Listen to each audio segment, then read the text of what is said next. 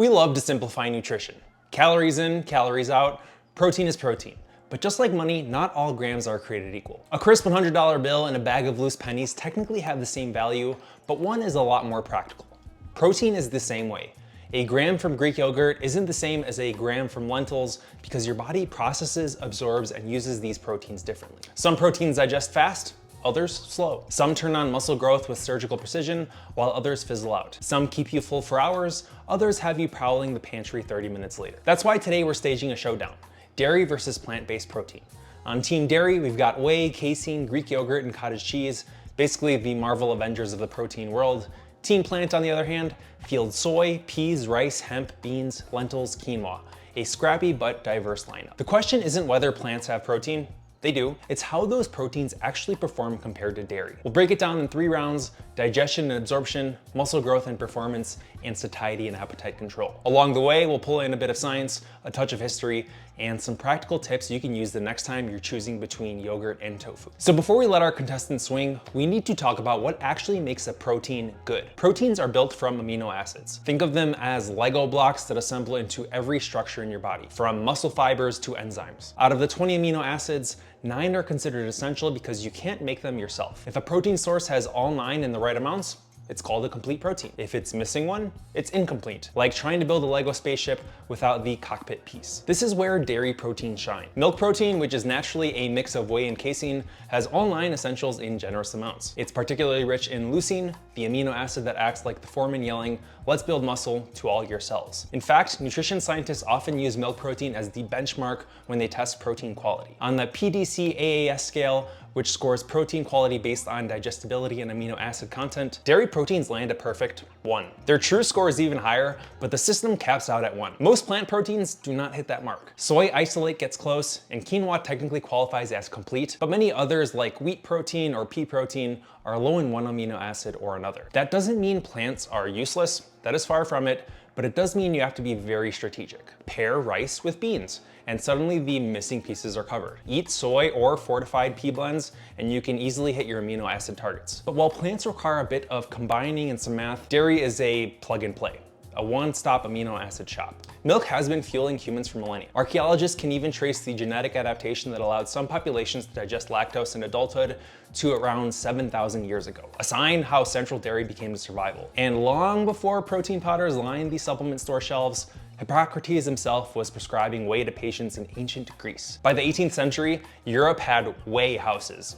where people would sip whey tonics for health the way we might grab a green juice or a smoothie today. Modern science confirms why dairy became so valued. Milk protein comes in 2 forms. Like I said, whey and casein. Whey is the fast digesting fraction. Drink a whey shake and within an hour, amino acids are flooding your bloodstream, especially leucine. That quick spike is fantastic for muscle recovery around your workouts. Casein, on the other hand, is the slow burn. In your stomach, it forms curds that break down gradually, releasing amino acids over 6 to 7 hours. That slow drip is ideal for satiety and even feeding your muscles overnight, which is why cottage cheese before bed has been a bodybuilding staple since the 70s. Greek yogurt, which is strained to remove excess liquid, concentrates casein and delivers 15 to 20 grams of protein per cup. Thick, tangy, comes with some probiotics to boot as well. Cottage cheese, which is essentially edible casein curds, offers a pretty similar protein punch with a mild flavor that can go sweet or savory. These foods aren't just nutritious, they're also convenient. You can throw Greek yogurt into a smoothie, top cottage cheese with fruit, or just pour a glass of milk with your meal and instantly add a high quality protein source. Dairy proteins also tend to be low in lactose once fermented or strained, making them easier to tolerate for people who don't do well with regular milk. Now, plant proteins come from a wide variety of sources: soy, peas, rice, hemp, beans, lentils, nuts, grains, but they offer more than just protein. Legumes bring fiber and micronutrients like magnesium and folate. Nuts and seeds add some healthy fats. Whole grains carry B vitamins for energy production. From a health perspective, these foods are good to have in your diet, and diets rich in plants are consistently linked to heart and metabolic health. But when we zoom in specifically on protein quality, the picture gets a lot more complicated. Soy is the star player with a complete amino acid profile and pretty decent digestibility, which is why tofu and soy milk are pretty common protein stand-ins. Pea protein, now popular in vegan protein powders, is almost complete and often blended with some rice protein to fill in the amino acid gaps. Quinoa and buckwheat technically count as complete proteins, but they don't deliver nearly as much protein per serving as dairy or meat. Lentils, chickpeas, and black beans are protein rich relative to most plants, but again, incomplete on their own. Another issue here is digestibility. Plant proteins are often wrapped in fiber and contain compounds like phytates that can block absorption. That's not necessarily bad. Fiber is good for your health and your gut, but it does mean that gram for gram, your body extracts slightly less usable protein from plants compared to dairy.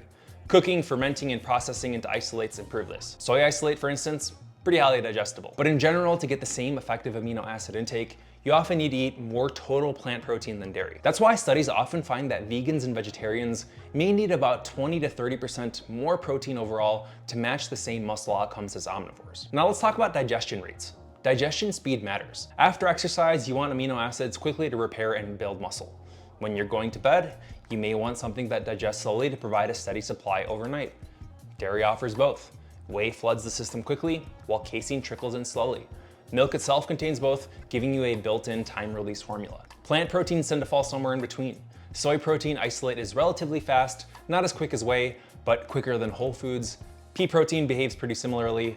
Whole legumes digest much slower, partly because of their fiber, which again isn't necessarily a bad thing. Slower digestion can keep you fuller longer and steady your blood sugar. But for situations where timing matters, dairy's dual speed system gives it a clear edge. Now let's talk about muscle growth. If there's one arena where people obsess over protein, it is muscle growth. Here, the details of amino acid content and digestion speed really matter. Leucine in particular is the amino acid that signals muscle protein synthesis, the process of repairing and growing muscle tissue. Whey protein is loaded with leucine, about 11% by content, which means a standard scoop delivers the 2.5 grams needed to fully activate muscle protein synthesis. Casein is slightly lower, but still solid. Many plant proteins by comparison come in at around 6 to 8% leucine, which means you need a larger serving to hit that threshold. Research backs this up too. One well-known study from McMaster University compared skim milk to a soy drink in young men after resistance training. Both provided equal protein, but after 10 weeks, the milk group gained almost double the lean muscle mass compared to the soy group. The researchers concluded that milk's mix of whey and casein likely created a more sustained muscle building environment, and its slightly higher leucine content didn't hurt either. Other studies confirm whey's rapid effect on stimulating muscle protein synthesis, particularly in the hours after exercise. Plant proteins can work too, especially soy and pea, but often you need larger doses to achieve the same effect. Recent research shows that if total protein intake is high enough, say 1.6 to 2.2 grams per kilogram of body weight per day, vegans and omnivores can build muscle at similar rates. The difference is efficiency. Dairy delivers the same effect in smaller doses with less planning. Now, what about satiety and staying full? Protein is the most satiating macronutrient, regardless of its source. Slows down digestion, increases hormones that tell your brain you're full, and generally makes it easier to eat less without feeling deprived. But not all proteins hit satiety in the same way. Whey, despite being fast digesting, seems to trigger satiety hormones strongly in the short term. People who consume whey often report reduced appetite before their next meal. Casein, on the other hand, is the king of long-term satiety. Its curd-forming nature in your stomach keeps it in the stomach longer, leading to steady fullness for hours. This is why Greek yogurt and cottage cheese make such great snacks. They don't just give you protein, they also keep you from eating another snack 30 minutes later. I'm guilty. Plant proteins in whole food form, like beans, lentils, are also very filling, again because of the fiber. A big bowl of lentil soup will sit with you for hours, I promise you, but isolated plant proteins like a pea protein shake don't carry that fiber, so their satiety effect is closer to whey. They help, but not quite as powerfully as casein or whole legumes. From a calorie for protein perspective, dairy is going to win this one because you get a dense dose of complete protein for relatively few calories compared to the bulk required to get the same thing from beans or grains. But how do you put this all together? All of this science matters most when it's easy to apply. The nice thing about dairy is that it's not just effective, it's pretty practical. A bowl of Greek yogurt with fruits and nuts gives you 20 grams of protein in a delicious quick breakfast. A whey shake after your workout gives you fast amino acids without much fuss. Cottage cheese with some pineapple can double as dessert while delivering muscle fuel overnight. Even something as simple as using milk in your coffee instead of cream adds a few grams of protein to your daily total without you noticing. That's not to say that plants don't have their place, because they do. Combining beans and grains, using soy milk on occasion, or supplementing with pea protein powder can absolutely get you to your protein goals, especially if you prefer plant-based eating. But dairy gives you the most efficient, convenient path here. It's why milk has been a global staple for centuries, affordable, accessible, and nutritionally dense. So, who takes the trophy? Both sides do have their strengths. Plant proteins bring some fiber, micronutrients. Dairy proteins bring complete amino acid profiles, top-notch digestibility, and a proven edge for muscle and satiety. Overall, Team Dairy edges out the victory. The truth is, you don't have to pick one team exclusively. The best diets often include a mix of both. Use dairy for its unbeatable protein quality and convenience, and fill the rest of your plate with some plant proteins for fiber and variety. But if your goal is to maximize muscle, maximize performance, stay full, keep things simple, dairy is the heavyweight champ. Not all protein is created equal, and now you know why. Thank you for watching this video. If you have any suggestions for other videos, feel free to let me know, and I'm happy to answer any questions on dairy and protein in the comment section below.